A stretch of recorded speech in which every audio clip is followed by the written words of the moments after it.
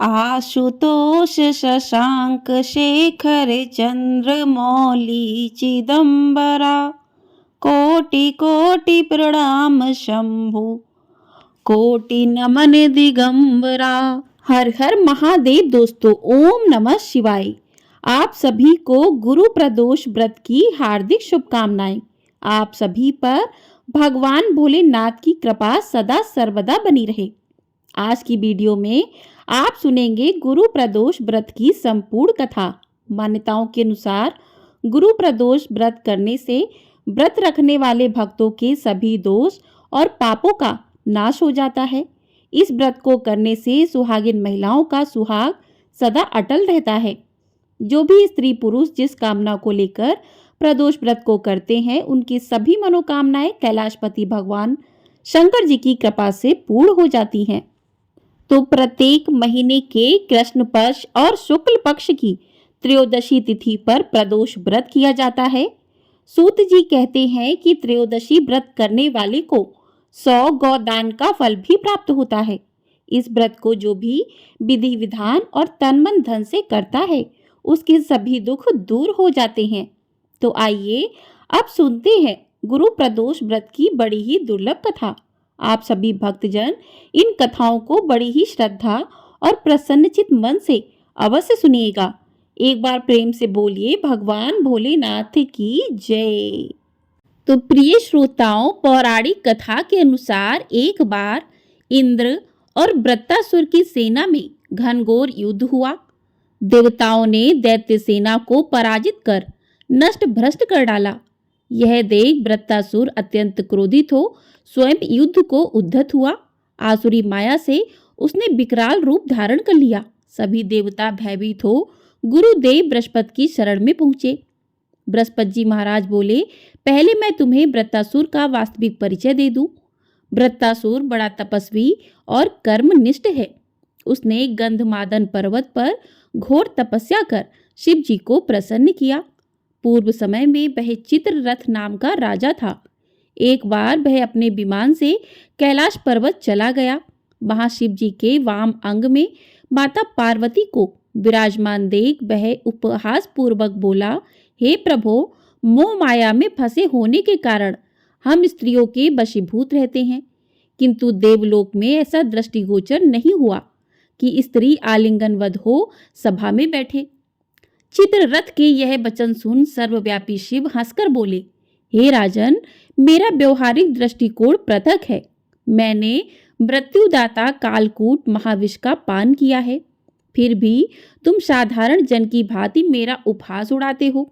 माता पार्वती क्रोधित हो चित्ररथ से संबोधित हुई, अरे दुष्ट, तूने सर्वव्यापी महेश्वर के साथ ही मेरा भी उपहास उड़ाया है। अतः मैं तुझे वह शिक्षा दूंगी कि फिर तू ऐसे संतों के उपहास का दुस्साहस नहीं करेगा। अब तू दैत्य स्वरूप धारण कर विमान से नीचे गिर, मैं तुझे शाप देती हूँ। जगदम्बा भवानी के अभिशाप से चित्ररथ राक्षस योनि को प्राप्त हो गया और त्वष्टा नामक ऋषि के श्रेष्ठ तप से उत्पन्न हो वृत्तासुर बना। गुरुदेव बृहस्पति आगे बोले कि वृत्तासुर बाल्यकाल से ही शिव भक्त रहा है। अतः हे इंद्र, तुम बृहस्पति प्रदोष व्रत कर शंकर भगवान को प्रसन्न करो। देवराज ने गुरुदेव की आज्ञा का पालन कर बृहस्पति प्रदोष व्रत किया और गुरु प्रदोष व्रत के प्रताप से इंद्र ने शीघ्र ही वृत्तासुर पर विजय प्राप्त कर ली और देवलोक में शांति छा गई। अतः प्रदोष व्रत हर शिव भक्त को अवश्य करना चाहिए। प्रेम से बोलिए भगवान भोलेनाथ की जय। तो इस प्रकार से गुरु प्रदोष व्रत की कथा पूर्ण हुई। आइए अब सुनते हैं भगवान शिव की एक पौराणिक कथा, जो कि पार्वती जी ने शिव को दान में क्या दिया था। तो प्रिय श्रोताओं, एक श्रेष्ठ पुत्र की प्राप्ति हेतु भगवान शिव से आज्ञा लेकर पार्वती ने 1 वर्ष तक चलने वाले पुण्य व्रत का समापन किया। व्रत की समाप्ति पर पुरोहित सनत कुमार ने देवी पार्वती से कहा कि सुव्रते, मुझे दक्षिणा चाहिए। पार्वती ने मुंह मांगी दक्षिणा देने का वचन दिया। फिर क्या था, पुरोहित बने सनत कुमार ने अस्वाभाविक दक्षिणा की याचना की। देवी, इस व्रत में दक्षिणा स्वरूप मुझे अपने पति को दीजिए। यह सुनते ही देवी पार्वती पर जैसे वज्रपात हुआ। वे व्याकुल होकर विलाप करती हुई मूर्छित हो गई। पार्वती को मूर्छित देखकर ब्रह्मा, विष्णु और मुनियों को हंसी आ गई। उन्होंने पार्वती को समझाने के लिए भगवान शिव को भेजा। पार्वती की मूर्छा टूटने पर शिव ने उन्हें समझाया, देवी, देव कार्य, पितृ कार्य या नित्य नैमित्तिक जो भी कार्य दक्षिणा से रहित होता है, निष्फल हो जाता है। उस कर्म से दाता कालसूत्र नामक नरक में गिरता है। उसके बाद वह दीन होकर शत्रुओं से पीड़ित होता है। ब्राह्मण को संकल्प की हुई दक्षिणा उस समय न देने से वह बढ़कर कई गुना हो जाती है। भगवान विष्णु और ब्रह्मा ने पार्वती से धर्म रक्षा के लिए अनुरोध किया। धर्म ने भी समझाया। देवताओं ने कहा, मुनियों ने भी दक्षिणा देने की प्रेरणा दी, फिर भी पार्वती चुपचाप रही। तब सनत कुमार ने कहा, शिवे, या तो आप मुझे दक्षिणा में अपने पति को प्रदान कीजिए या अपने दीर्घकालीन कठोर तप का फल भी त्याग दीजिए। इस महान कर्म की दक्षिणा न मिलने पर मैं इस दुर्लभ कठोर व्रत का फल ही नहीं, आपके समस्त कर्मों का फल भी प्राप्त कर लूंगा। उद्विग्न होकर पार्वती ने कहा, पति से वंचित हो जाने वाले कर्म से क्या लाभ? दक्षिणा देने तथा धर्म और पुत्र की प्राप्ति से मेरा क्या हित होगा? पृथ्वी देवी की उपेक्षा कर वृक्ष की पूजा करने से क्या प्राप्त हो सकेगा? साध्वी स्त्रियों के लिए पति 100 पुत्रों के समान होता है। ऐसी स्थिति में यदि व्रत में अपने पति की ही दक्षिणा दे दी जाए तो पुत्र से क्या लाभ? यह सत्य है कि पुत्र पति का ही अंश होता है, लेकिन उसका एकमात्र मूल तो पति ही होता है। मूल धन के नष्ट होने पर समस्त व्यापार ही विनष्ट हो जाता है। उसी समय आकाश में देवताओं और ऋषियों ने एक रत्न निर्मित रथ देखा जो पार्षदों से घिरा हुआ था। उस रथ से श्री नारायण उतरकर देवताओं के सम्मुख उपस्थित हुए। उन श्री नारायण को ब्रह्मा, विष्णु और शिव ने रत्न सिंहासन पर बिठाकर उन्हें प्रणाम किया और हाथ जोड़कर गद्गद कंठ से स्तुति की। वहां का सारा वृतांत जानकर श्री नारायण ने कहा, शिव प्रिया, पार्वती का यह व्रत लोक शिक्षा के लिए है, अपने लिए नहीं, क्योंकि ये तो स्वयं समस्त व्रतों और तपस्याओं का फल प्रदान करने वाली है। इनकी माया से ही चराचर जगत मोहित है। फिर उन्होंने पार्वती को संबोधित कर कहा, शिवे, इस समय तुम महादेव जो कि दक्षिणा में देकर अपना व्रत पूर्ण कर लो, फिर समुचित मूल्य देकर अपने जीवन धन को वापस ले लेना। गौ की भांति भी विष्णु के शरीर में है, अतः तुम ब्राह्मण को गौ मूल्य प्रदान कर अपने पति को लौटा लेना। यह कहकर वे अंतर ध्यान हो गए। तब पार्वती प्रसन्न मन से अपने प्राण सर्वस्व को दक्षिणा में देने के लिए तैयार हो गई। उन्होंने हवन की पूर्ण आहुति की और अपने जीवननाथ शिव को दक्षिणा रूप में दे दिया। इसके बाद उन्होंने पुरोहित सनत कुमार से निवेदन किया कि विप्रवर, गौ का मूल्य मेरे पति के बराबर है। मैं आपको अत्यंत सुंदर 1,00,000 गौएं प्रदान करूंगी। इसके बदले में आप मेरे जीवन सर्वस्व को लौटा दें। प्राणनाथ के मिल जाने पर मैं पुनः ब्राह्मणों को विपुल दक्षिणाएं प्रदान करूंगी।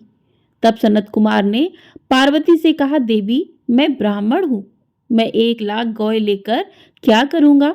इस दुर्लभ रत्न के सामने 1,00,000 गौ की क्या तुलना है? मैं इन्हें साथ में लेकर त्रिलोक में भ्रमण करूंगा।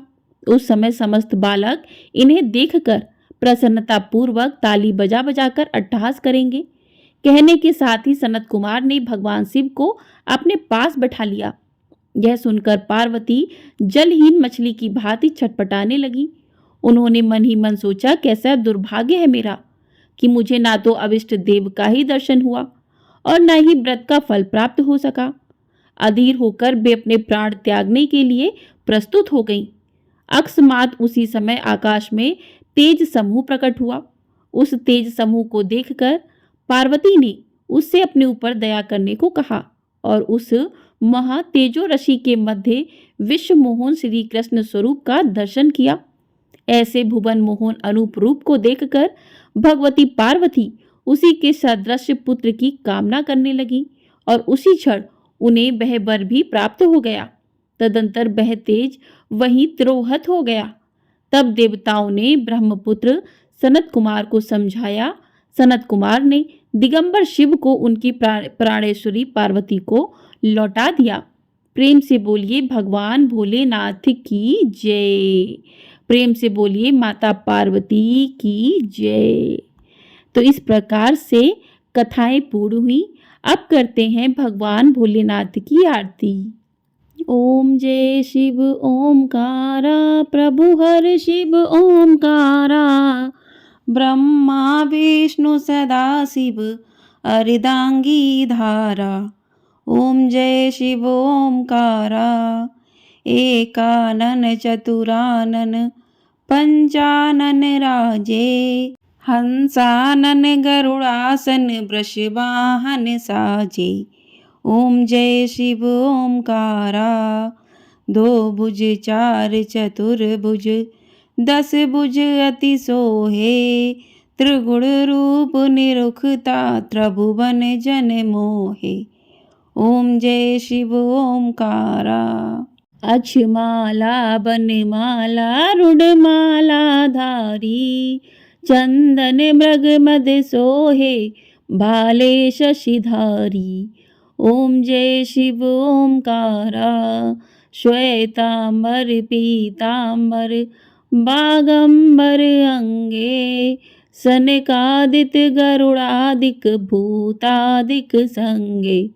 ओम जय शिव ओमकारा, करके मध्य कमंडलु चक्र त्रिशूल धरता, जग करता जग भरता जग पालन करता।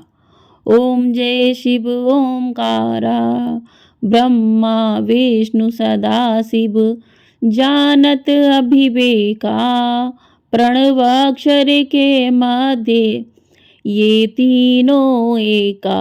ओम जय शिव ओमकारा, काशी में विश्वनाथ विराजत, नंदी ब्रह्मचारी, नित उठि भोग लगावत, महिमा अति भारी। ओम जय शिव ओमकारा, त्रिगुण शिव जी की आरती, जो कोई नर गावे, कहत शिवानंद स्वामी, सुख संपत्ति पावे। ओम जय शिव ओमकारा, ओम जय शिव ओमकारा, प्रभु हर शिव ओमकारा। प्रेम से बोलिए भगवान भोलेनाथ की जय। प्रेम से बोलिए माता पार्वती की जय। तो इस प्रकार से गुरु प्रदोष व्रत की कथा और साथ ही आरती पूर्ण हुई। आपको ये वीडियो पसंद आई हो, वीडियो को लाइक कर लीजिएगा। चैनल पर नए हैं तो चैनल को सब्सक्राइब कर लीजिएगा। आपको हमारे चैनल पर चैत्र पूर्णिमा कब है और चैत्र पूर्णिमा की कथा, साथ ही हनुमान जयंती की कथा भी सुनाई जाएगी। तो चैनल को सब्सक्राइब करके ढेर सारा प्यार अपना ज़रूर दीजिएगा और कमेंट बॉक्स में हर हर महादेव भी अवश्य लिखिएगा। हर हर महादेव।